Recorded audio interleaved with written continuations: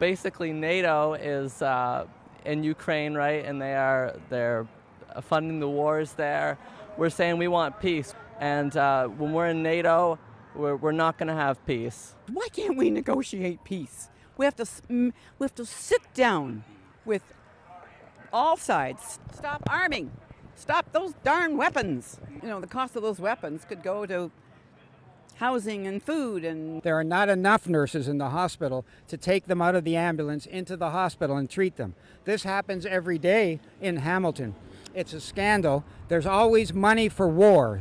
The government spends that kind of money on arms and ammunition and war. There's no money for health care. There's no money for child care. There's no money for climate mitigation. Canada should get out of NATO because it's draining us militarily. It's draining us financially. We should get out of the U.S. Military alliance called NATO. It's time for Canada to become an independent country, act like an independent country, and use its money, use its resources for the benefit of the people rather than the war machine of the U.S.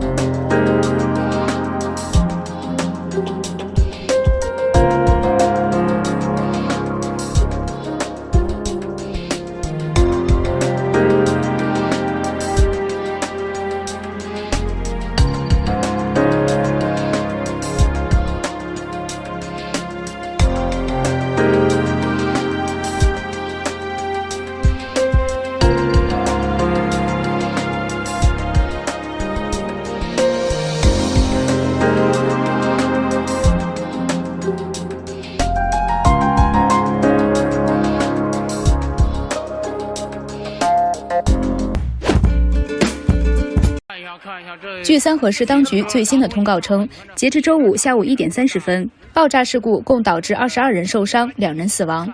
当天上午9点18分，河北廊坊三河市福城上街时代广场一商户发生液化石油气罐爆燃事故。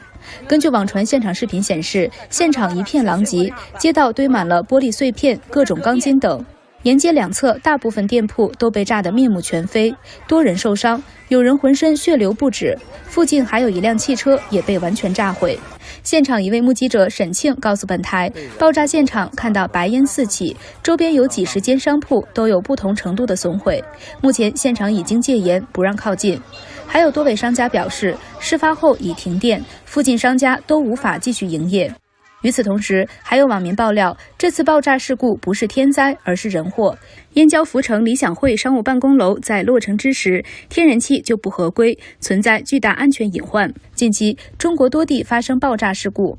6月21号，天津市宝坻区发生燃气爆燃事故，官方称导致23人受伤，其中3人重度烧伤。6月18号，上海石化化工部发生爆炸事故，官方称造成1死1伤。新唐人电视综合报道。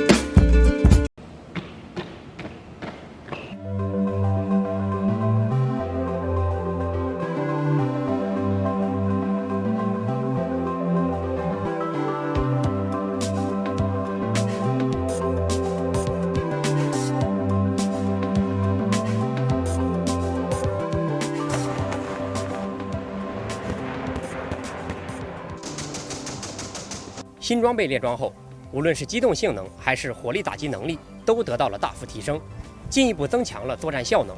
我们守卫香港、保卫祖国的底气更足，信心更加坚定。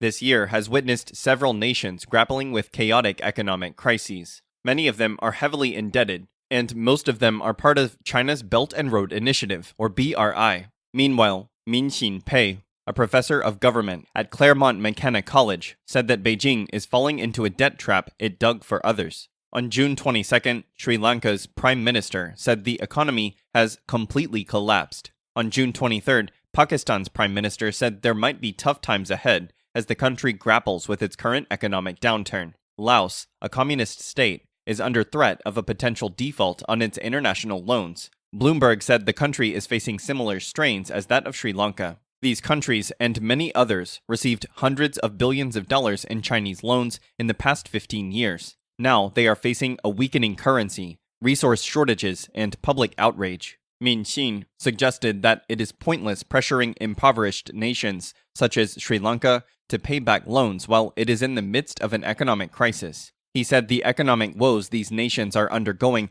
might be worse than the 2008 global financial crisis. Some have owed China more debts than they can see on the table. In 2018, economist Carmen Reinhart, now the chief economist of the World Bank, and her co-workers estimated that China's undisclosed loans to developing countries account for at least 15% of their GDP. Hopes for some income from the infrastructure projects may be low, also because the community is debt-ridden and cannot afford to pay for their services. Furthermore, Min Xin viewed that China cannot afford to forego the debts to these nations.